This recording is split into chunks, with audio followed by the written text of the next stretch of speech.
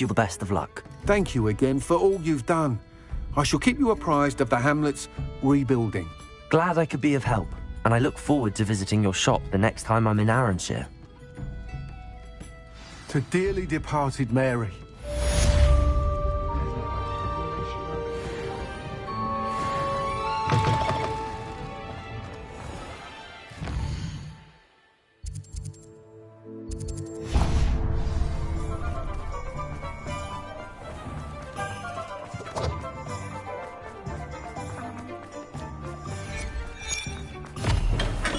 Thank you again for delivering those potions to Madame Lawing. Saved me a lot of time and trouble. A wise decision. Thank you.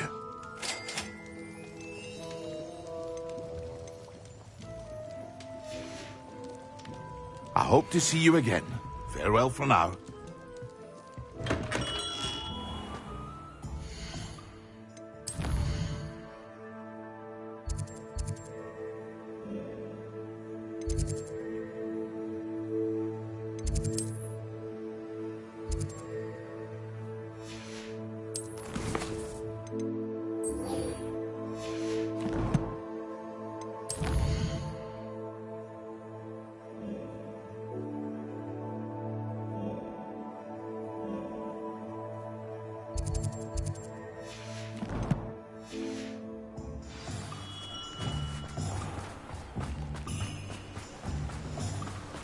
What will I do without her? Garneth, I've rescued Biscuit. You have? Oh, is she hurt? Was she frightened? Are you all right?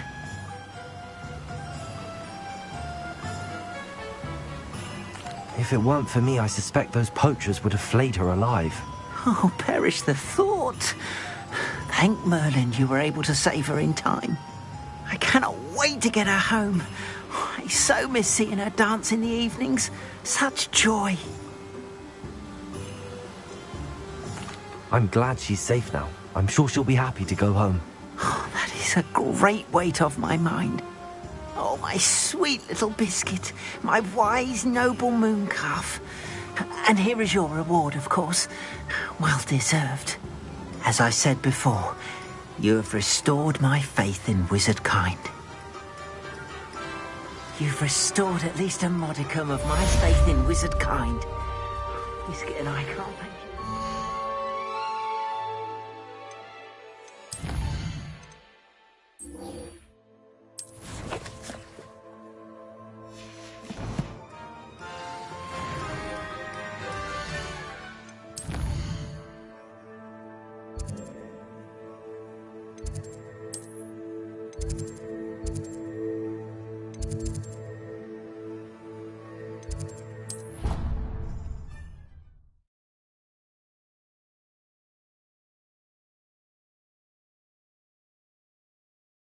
I've always said that travel broadens the mind. So frustrating. You wanted to speak with me, Mother? I had hoped to speak with you alone, Natsai. Your message mentioned your concern about an unusual creature that was spotted in the woods near Hogsmeade. That could have been anything. You know what it was, Natsai. I am allowed to leave the castle. I am always careful, Mother. Careful? Officer Singer disagrees. She sent me an owl telling me that you have been trying to collect evidence of some kind against dark wizards. She berated me for not keeping a closer eye on you, and she is right. I do not want you visiting Hogsmeade for the near future. But Mother!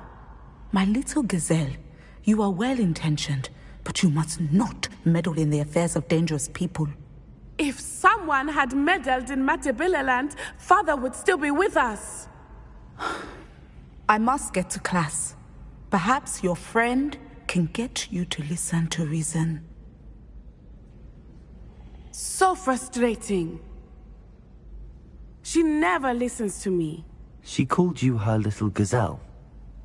Is that a term of endearment where you're from? It is specific to me. I am the unusual creature in Hogsmeade she mentioned.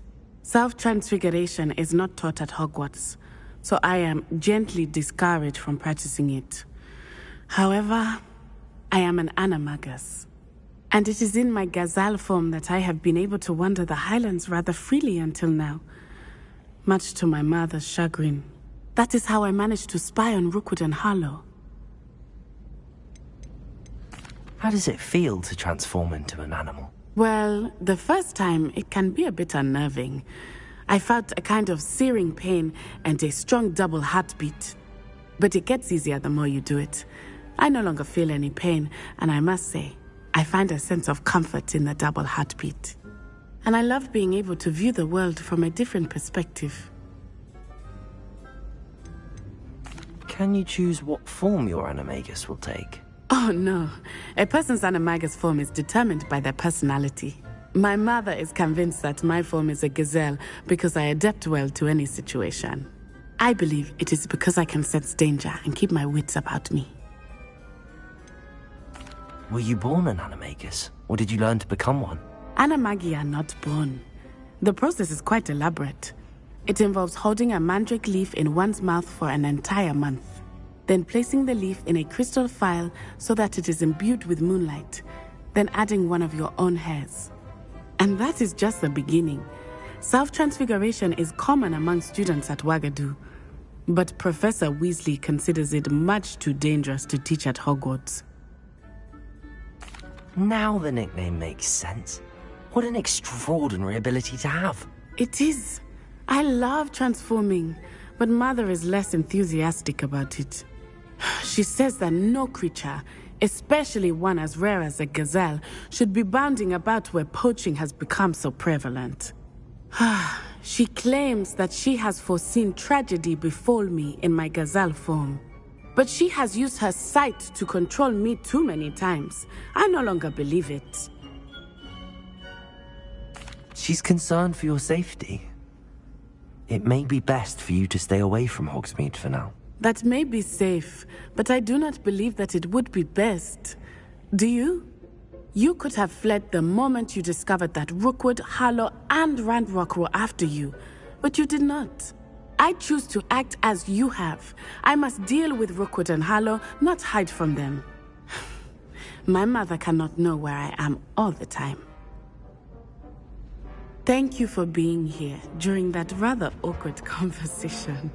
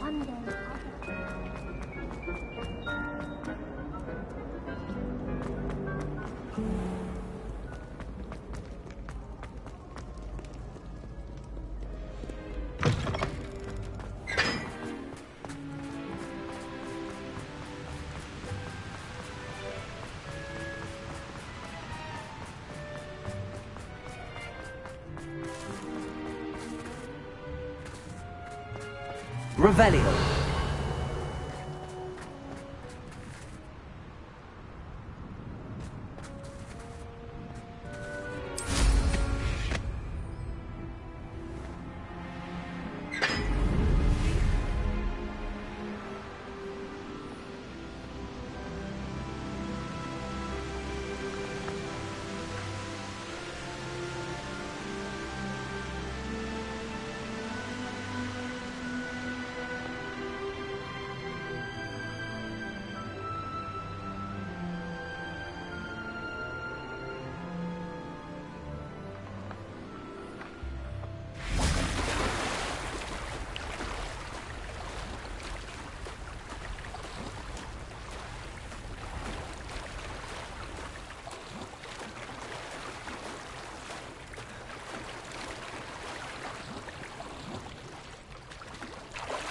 Revelio.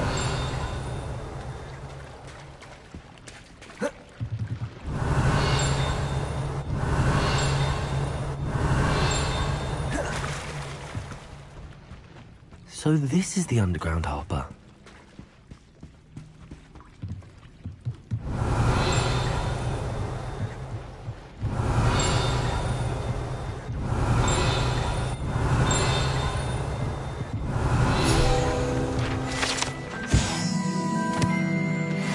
Revelio.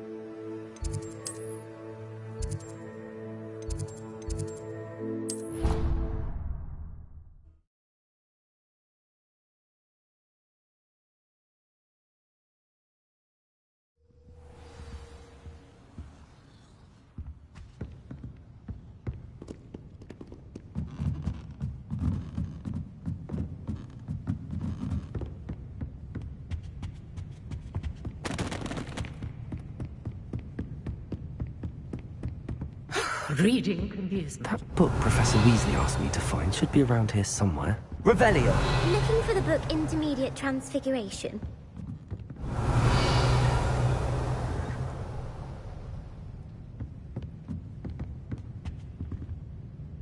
Professor Weasley asked me to, get something from that book. May I have it? Did she now? I'll give you this book if you humour me by answering a few questions from my quiz. Quiz? Some people call bits of knowledge trivia.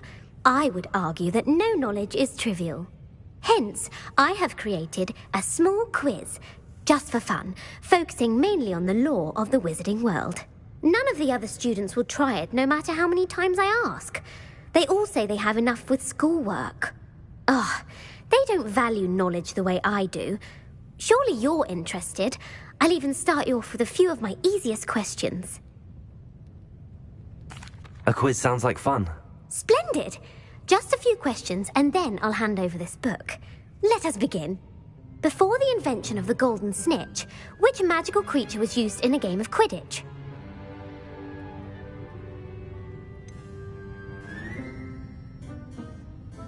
The golden snidget. Correct! The Snidget was first introduced to Quidditch in 1269 by a wizard named Barbarous Bragg. Sadly, they're thought to be extinct. Next question. Which potion is commonly referred to as liquid luck?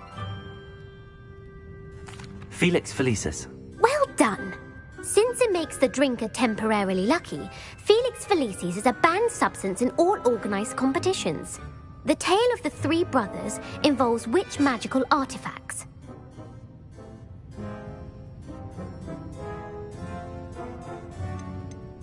The Deathly Hallows. Correct. According to Beedle the Bard, the Deathly Hallows consists of the Elder Wand, the Resurrection Stone, and the Cloak of Invisibility. Which ball in Quidditch is the largest? The Quaffle. That's right. When a chaser throws the quaffle through one of 3 hoops in a Quidditch match, their team is awarded 10 points. True or false? Polyjuice Potion allows the drinker to change species. False. Correct. While Polyjuice Potion can be used to change things such as age or race, it cannot be used to change species. Well, I suppose this has gone on long enough. I'll put the book back on the pedestal now. If you're inclined to test your knowledge again, I have plenty more questions I could ask you. And I won't be giving you any more easy questions either. The next ones will be more difficult. I'm sorry. I don't have time for a quiz at the moment. Let me know if you change your mind. I put the book back on the pedestal for you. Revelio ought to make quick work of this.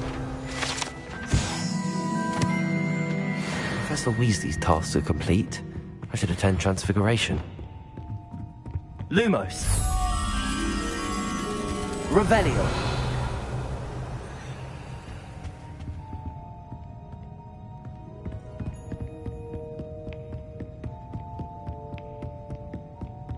Lumos.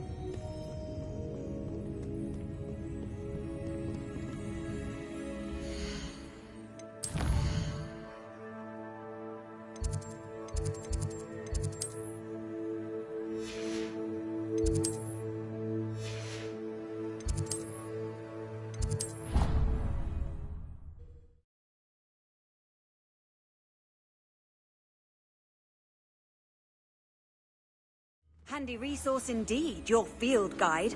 I'm most pleased to be included.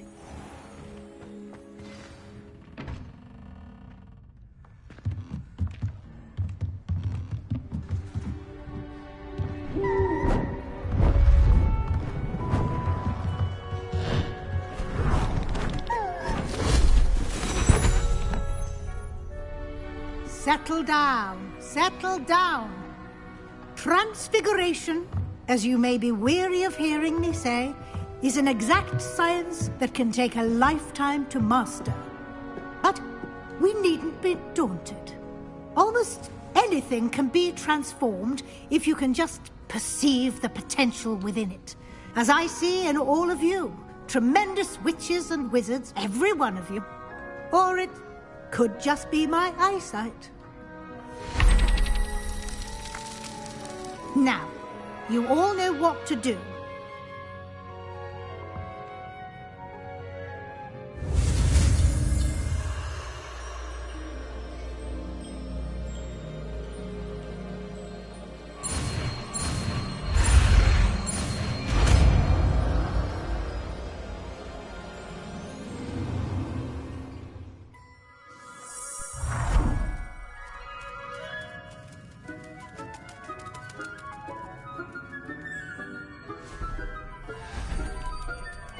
Beautifully done.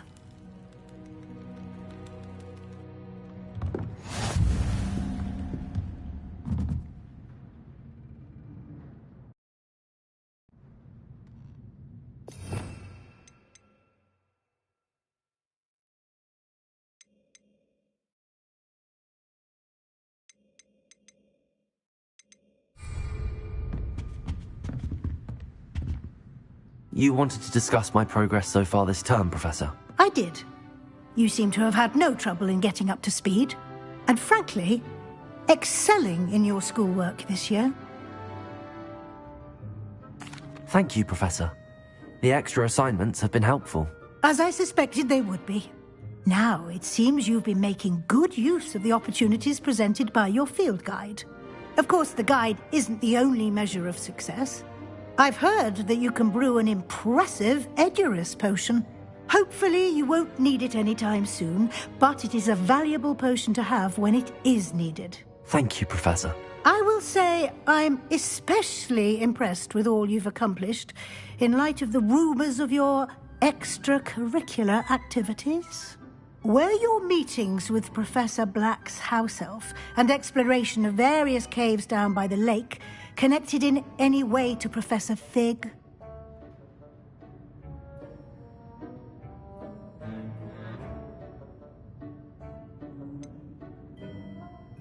Not at all. I was, intrigued by stories of a giant squid and wanted to learn more. I encountered Scrope, who seemed delighted to share what he knew. I see. I admire your penchant for learning, but do remember that your classwork and field guide are designed to educate you thoroughly. It'll be the end of the year in no time, and you'll want to be well prepared for your OWLs. I'll provide a final assessment at that time to ensure that you're ready for your exams. Until then, well done. You are dismissed.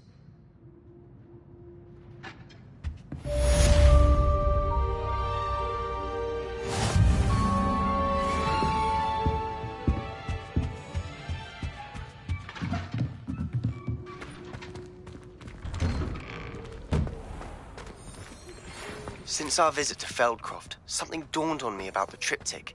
Meet me at the Overlook, just north of the Forbidden Forest, and I'll explain. My plan with the helmet failed, but I have another idea. I think we may be able to find what we need at a goblin mine south of Hogwarts. Meet me there, and bring someone who speaks gobbledygook. I remember our meet mentioning something about gobbledygook.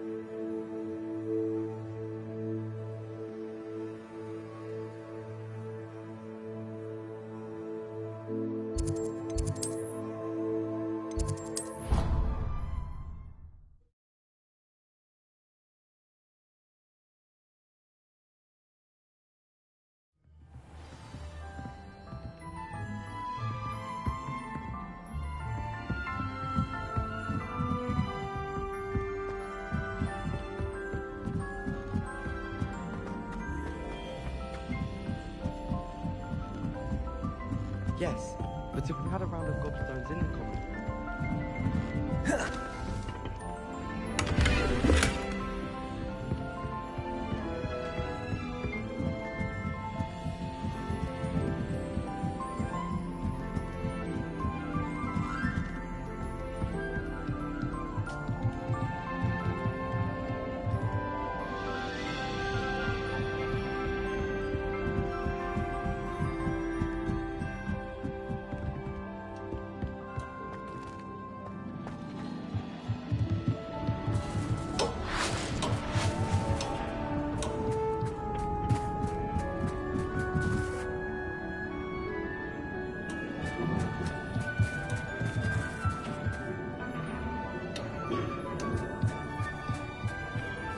Hello there.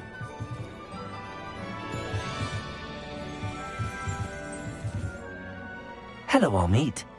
Do I recall you saying that you speak gobbledygook? I did. I mean, I do. Speak it.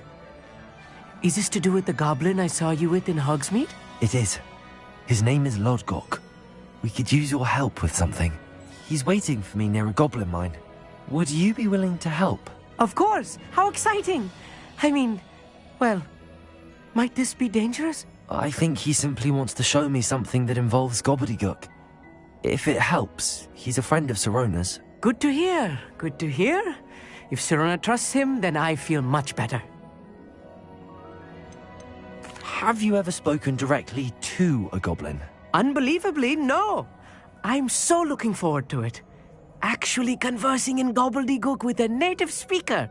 Cannot wait to confirm subtle bits of pronunciation and tone that may have eluded me, being self-taught and all. You said you know gobbledygook, but how well? I've been reading it for as long as I've been reading English. My parents have an extensive library. Once I grew bored with the classics, I devoured goblin writings. I'd tell you some titles, but you wouldn't understand them. Lodgok is waiting. Shall we go? Of course. I just want to check the pronunciation of a couple of key terms first. So I will meet you there.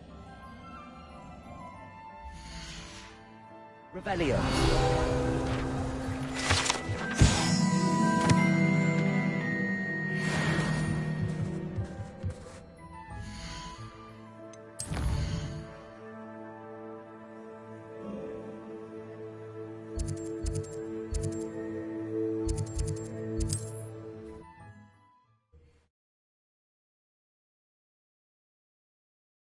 Off on another adventure, are we?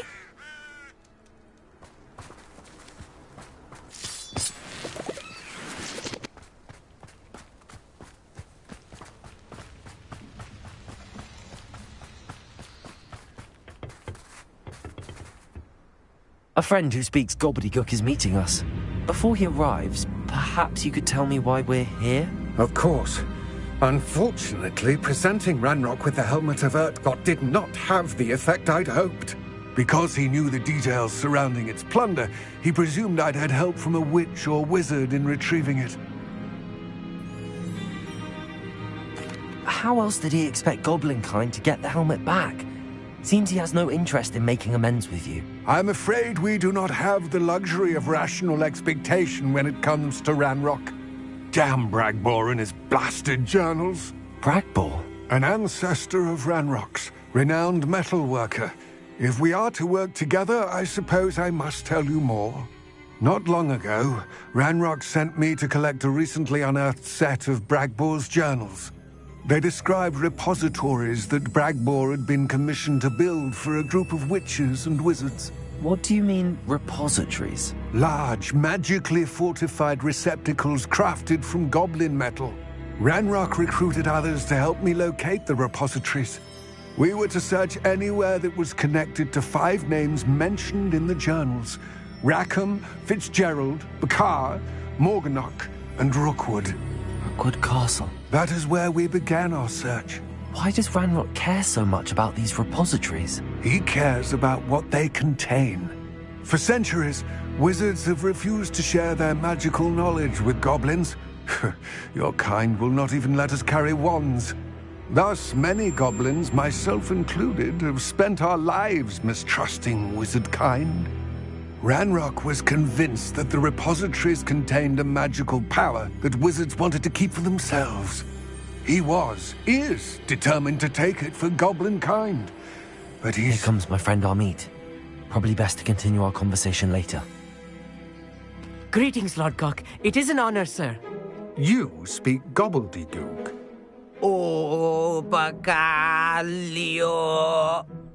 Enough. Please do not tell me that was meant to be gobbledygook. Yes.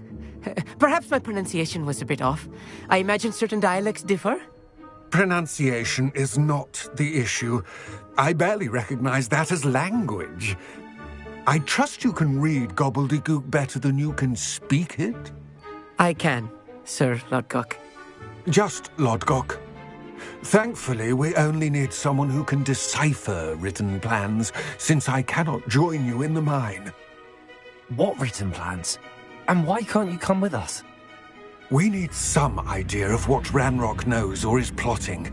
I suspect a careless loyalist may have left plans behind. And I'm unable to join you because I cannot risk anyone reporting my presence to Ranrock. All you need to do is not be seen, either by the eye above the enchanted door or a loitering loyalist. What else should we know about the enchanted door? The door will not open while the eye can see you. You and your friend must be invisible to it to gain access. From what I know of wizard magic, that shouldn't be too difficult to achieve. Amit and I can do this. I will await your return. I shall see you soon.